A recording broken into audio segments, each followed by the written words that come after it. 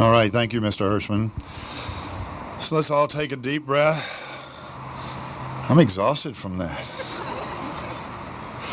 We're going to kick it up a little bit here, change the mood. Can you name this tune? I'm too hot for the police and the fireman. I'm too hot.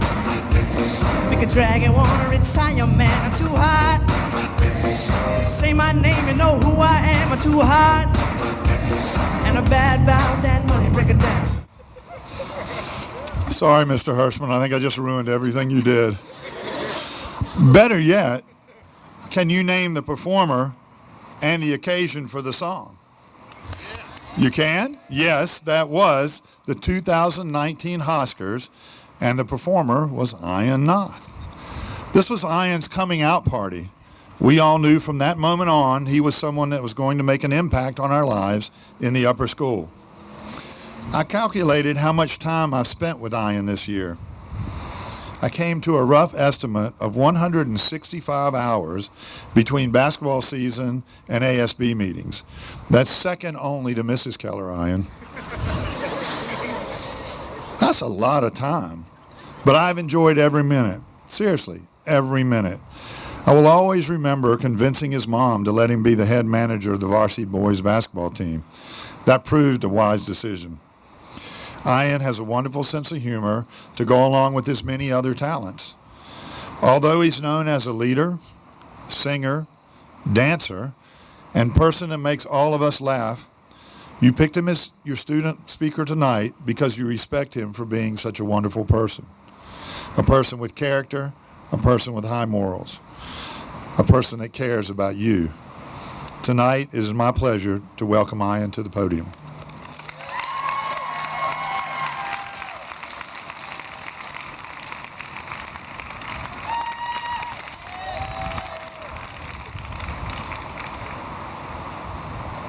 Hello to the class of 2022,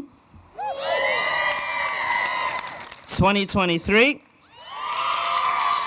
faculty, staff, and parents. Thank you, Mr. Keller, for introducing me. I remember the first time I met you, I was scared.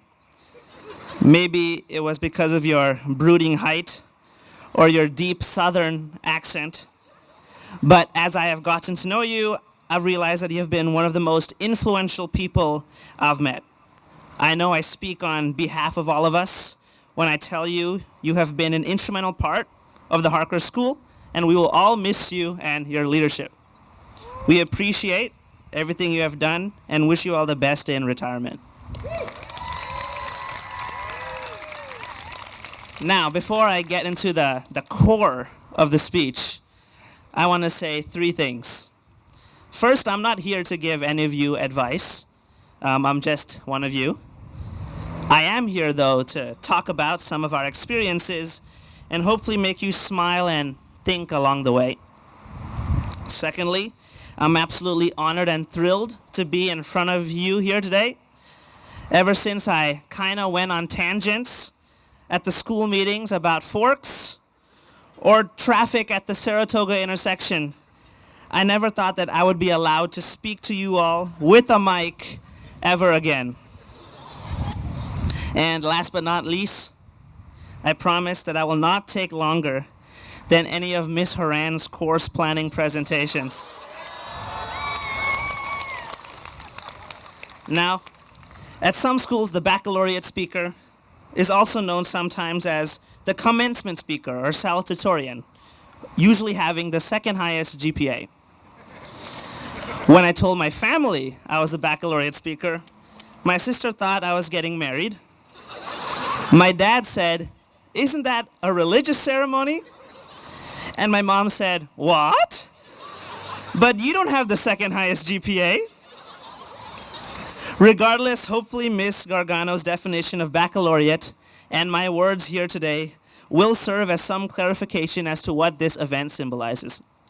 Now, from my experience and listening to other speeches given by high school students, The next part of this speech attempts to make some sort of joke. Specifically a joke that goes something along the lines of, wow, I knew I was going to be the baccalaureate speaker last month, but silly me, I'm such a procrastinator. So I wrote it today morning at 3 a.m. Luckily for you, I will not tell such things. But one thing that I have noticed here is that we, at Harker High School, love telling each other how much we procrastinate. As I'm walking through Dobbins, I'll often hear, oh my gosh, dude, I literally got 4 hours of sleep last night working on calc. Then I'll hear, no way, dude, I got 3 hours because I was working on A-Push. Silly me, I'm such a procrastinator. It's literally a competition for who sleeps less. But I digress. Having the worst study habits should not be a contest. For the seniors, first off, we should be proud of ourselves. We made it through 4 years. 4 years of getting cut off every morning at the Saratoga intersection by yet another red Tesla. 4 years of using Schoology Grade Displayer, developed by our very own Arjun Dixit, to check our grades a couple hundred times a day. 4 years of the highs and lows that are high school. And yes, it has not been perfect. A decent portion was Zoom school. We missed multiple dances, proms, and even our rafting trip. But now we are getting older and graduating. And in 4 years, we will be done with the last stage of our education, college. That is, unless you're trying to pursue the highly respected occupations of a doctor or lawyer. Then this is just the halftime show for you. And as I say this out loud, I realize this is probably a good proportion of our class. So make sure to invite me to your next graduation. Regardless, when we go off to college and even the rest of our lives, I think it's important to bring our youth along with us. It's understood that once you get older, you no longer necessarily have the time to pursue hobbies, experiment, and discover new interests, because you have to now concentrate on what's important. Although I don't completely disagree with that sentiment, I believe that becoming an adult does not necessarily mean we have to give up on youthful or fun hobbies or activities. As some of you might know, both the baccalaureate speakers, faculty, and student have to provide a quote which ends up getting placed in the program. The quote I provided was, "The bad news is time flies. The good news is you're the pilot." Much shorter than whatever Mr. Hirschman provided. That was written by Michael Altshuler. Now, I know exactly what you're thinking. Who is Michael Altshuler? To be frank, I don't really know either. But I think he's right. Time flies, we will get older, but we are also the pilots.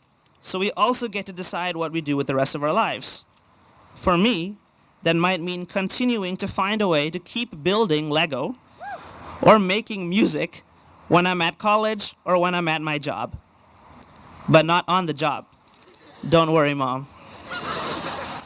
Even if you love painting, playing Foursquare, or have a strong affinity for creating nonprofit organizations, I encourage you to keep doing these things even though they might not necessarily fall under your realm of responsibilities. Stay true to who you are, and remember not to grow up too fast. Now on to the juniors. No clapping? Okay. From breaking glass on the basketball backboards ASB bought to taking all the cookies during lunch, the class of 2023 did not give me a great first impression, to say the least. As a sophomore, I never would have thought that I would be able to befriend so many of you.